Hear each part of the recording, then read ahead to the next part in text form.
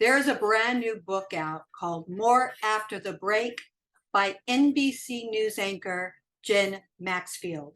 She's gone back and looked at stories that she's written, and we're with her today to ask her more about those stories.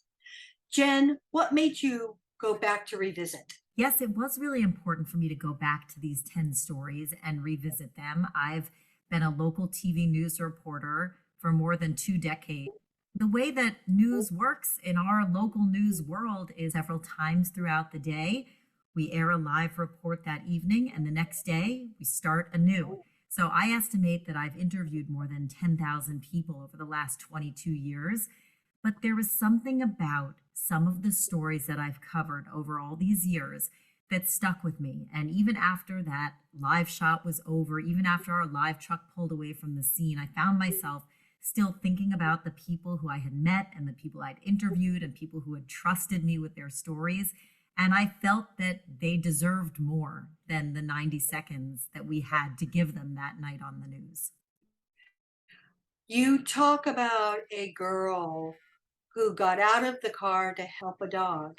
And when she did, she was run over and killed by a man who then decided to leave the site.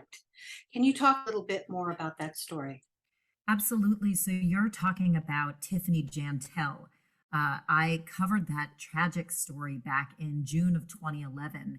And that was when I met Tiffany's mom, Corrine Nellius. And I'm so glad you brought up this story because Corrine was actually the first person who I called when I decided to move forward and start researching and writing this book. And I really feel that without her encouragement and her enthusiasm for the project, that the project really would not have even gone forward.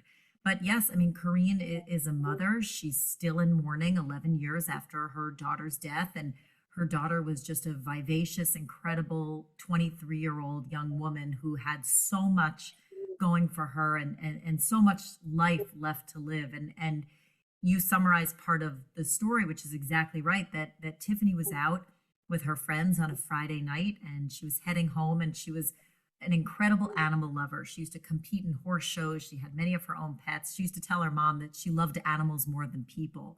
So it was no surprise that when she saw a dog in the middle of the road that had been hit by another car, she asked her friend to pull over.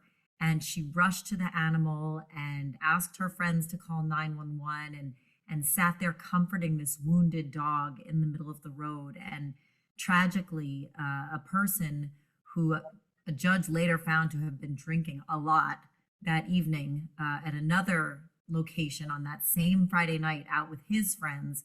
Unfortunately, he did strike her with his pickup truck and she died. And I just think that not only being with her mom less than 48 hours after her beloved daughter died, but then also the decade that elapsed after that, where I kept in touch with Corrine on Facebook, it just really changed me and inspired me and in many ways had me think more deeply about the people who we cover. Corrine invited us to her house, by the way, less than 48 hours after her daughter died, because, as you said, it was a hit and run. And she was very motivated to see this person found and arrested, which in fact he was. But the book also talks about situations where we're not invited to people's homes, and we have to go up to people's doors and knock on their doors and ask them to invite us into their lives and to trust us with some really tough situations that they found themselves in. What kind of sentencing did the man get? Well, that's also part of the story. This is a book that not only looks at the situation that landed the person in the newscast to begin with, but also what's happened in the many years since then. And I think it gives a lot more context and texture to these stories than you might have had on the original airing of them. And as far as the sentence that this man received, he was sentenced to 7 years. And in fact, it's not a great system in New Jersey. In many ways, he was almost incentivized to leave the scene of this fatal accident he had caused because he had been drinking. And in fact, if he had stayed at the scene of the accident and taken a breathalyzer, he would have faced much more serious penalties. But because he was able to evade law enforcement, for more than 3 days. Obviously, all the alcohol was out of his system, so he could never be charged with that in a criminal case. So he was sentenced to 7 years. And if you can believe it, he only served 6 months. Oh, I can believe it. I think our justice system right now is so completely broke. Um, so that's why I asked the question. You also wrote about a young man taking a bike ride in Lower Manhattan. Was he killed by the terrorists that went up the West Side Highway? Is Yes, that the terrorist? yes, this This is story intrigues me a great deal because there was a play called An Ordinary Muslim, and I saw it 2 days after this happened. And the PR agent has gone after me because I wrote, if this is an ordinary Muslim, we're in trouble. Um, what was the fallout from that story? Or was there any fallout from that the story? the fallout continues to this day. I mean, we're talking about the story of Darren Drake, who was a young man who worked in Lower Manhattan, and he had lost a tremendous amount of weight and was trying to exercise sometimes twice a day in order to keep this new physique that he had achieved. And tragically, he was on the bike path on the pedestrian walkway in Lower Manhattan on Halloween of 2017 when he was struck by a pickup truck that a person who had pledged his allegiance to ISIS had rented and intentionally driven on the pedestrian walkway in order to kill people. It was absolutely horrendous. And Darren was one of almost a dozen people killed. But most of the people who were killed were tourists. Darren lived in New Milford, New Jersey. And so I write about going to his house and sitting with his father, and this was their only child, and to lose their 32-year-old son in this manner, it was so tragic. And you asked about the fallout. Well, the fallout continues because, in fact, the person who was charged with doing this terrorist act and charged with many counts of murder still has not stood trial. He's still in federal custody. And the trial may start within the next year, but there have been many delays, some of which were due to COVID. But as far as the other outcome of this happening, Darren's parents, Barbara and Jimmy Drake, have started a foundation in his memory, and they give out scholarships to promising students in the same school Aw. district where Darren not only went to school, but also served on the school board. And they also have lobbied legislators at the national level to pass a law that would make a more streamlined reporting system for rental truck companies who believe that a vehicle is being rented in order to perpetrate a terrorist act. That bill has passed the House and is Okay. waiting for a vote in the Senate. Yay. The last story I want to talk about, in talking about it in this context today, is so tragic and so hopeful all in the same breath. There was a girl that had cancer, and her sister lived in South America, and they had a hard time bringing the sister in. Can you talk a little bit about this and how this would actually change in today's climate? Right. Well, it's worth pointing out that this story happened in right around Thanksgiving of 2011 when President Obama was in office. So this happened during the Obama administration, and this is a story about a little girl named Eurelis Bonilla. And now might be a good time for me to mention that in addition to being a news reporter and an author, I'm also a mom of 3 kids. And on this day, it was the Monday after Thanksgiving, I was assigned a story. I actually found the story because a newspaper columnist had written about it, about this little girl, 5 years old, who was battling blood cancer. And the only way to save her life, according to her doctors, was a bone marrow transplant. And there was one family member who was a perfect match, and it was her 7-year-old sister. The trouble was, Giselle, her sister, was in El Salvador. And the US government, despite this pressing medical need, the US government had denied the family's petition for humanitarian visa twice. And so Eurelis and Giselle's grandfather was really at his wits' end. They had tried everything to go along the proper immigration channels, and it wasn't working.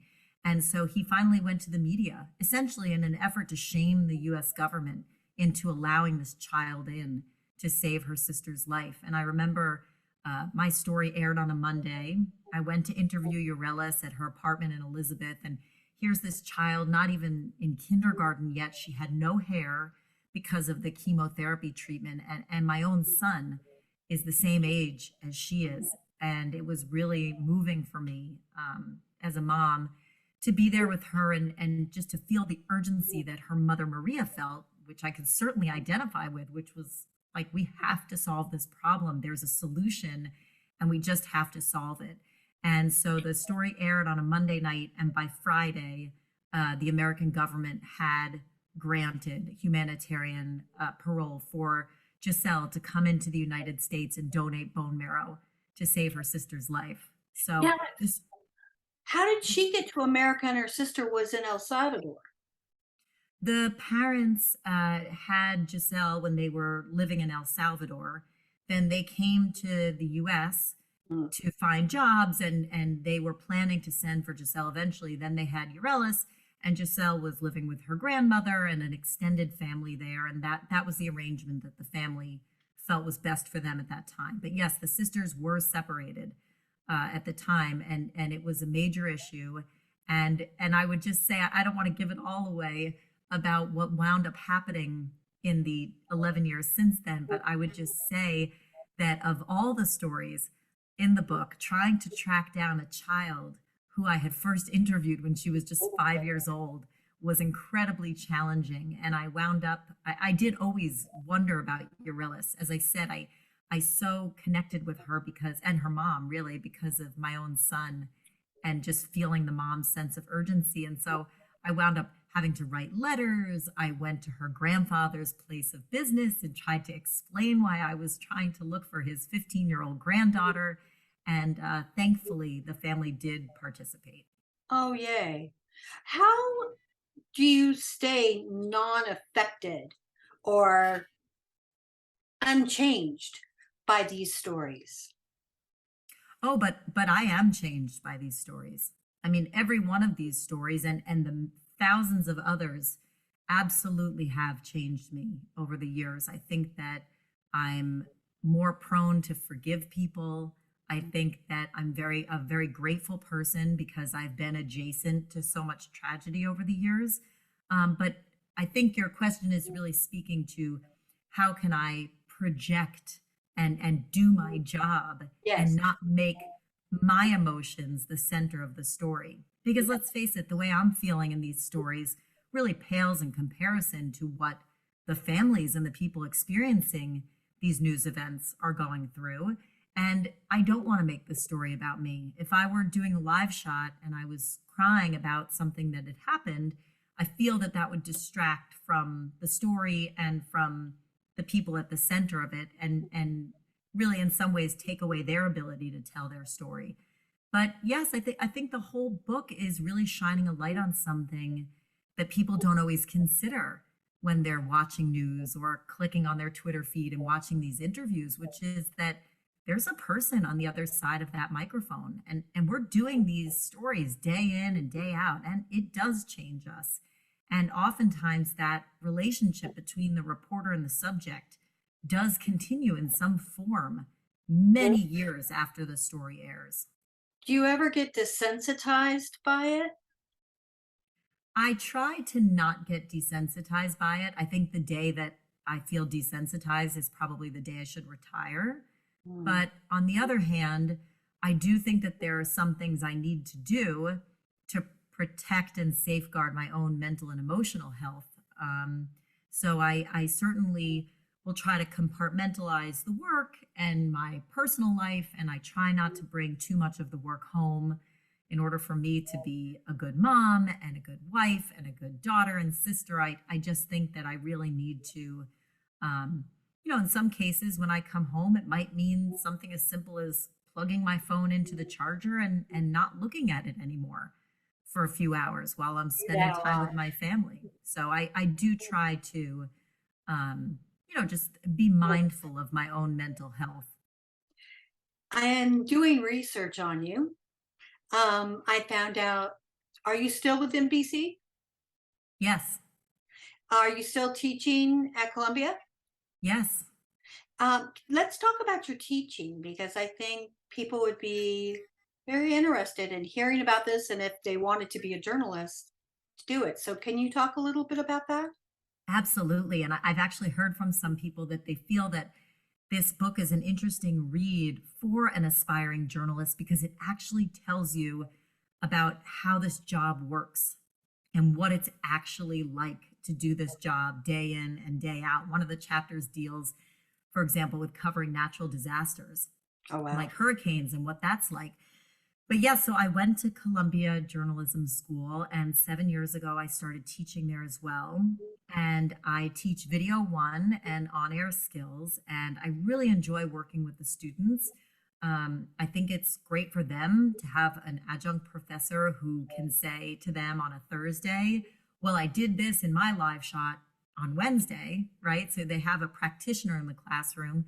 And I would also say that as much as I am a mentor for my students, I really believe in the concept of reverse mentorship, which is that I learn from them too. And I really believe that their questions and their observations and really pressing me on some of the work that I've done over the years helped inspire the book. And asking those tough questions about why we do what we do has made me a better journalist. What is the story that you wanted to add to the book, but for some reason didn't get there? The one that I write about in the introduction is a man named Lee Parker. And I really hope that someone knows where Lee is and connects me to him as the result of talking about him on this tour. But people may remember back in 2016, there were several bombs placed in garbage bins around New York and New Jersey, one of which was placed in Elizabeth, New Jersey at the commuter rail station. And two men who were homeless at the time were walking past this garbage can, and one man, Lee Parker, had a job interview the next day and said, oh, that backpack would be perfect for this job interview I'm going on. And he took it and opened it up, and all these wires came out. And the other man, who was a military veteran who he was with, said, that's a bomb, and we need to call 911 right now. And that discovery and their call for help saved countless lives in Elizabeth. The police were able to detonate the bomb with nobody being hurt. And I did look for months for Lee as a result of doing the research for this book. He and the other man, Ivan White, who has since died, were hailed as heroes. They were given the key to the city of Elizabeth. Bravo. They were both given jobs as a result of their heroism on that day. And I just couldn't find Lee. And I'm hoping that somebody knows a Lee Parker in the Philadelphia area who was responsible for that act of bravery on that day. Can you tell us the full name of the book and where people can hear you or see you or any pertinent news that we should know? Absolutely. The book is called More After the Break. A reporter returns to 10 unforgettable news stories. And the easiest way to buy it would be to go to jenmaxfield.com. And I have links to a number of different sites where you can buy the book. And the book is being carried at many Barnes and Nobles around the New York and New Jersey area, and also at quite a few independent bookstores. So, and I also have an ebook available, and I recorded my own audiobook as well. Thank you so much for being with us. This has been very inspirational. Well, I really appreciate you having me on, and thank you so much for caring and still thinking about all these people all these years after their stories aired too.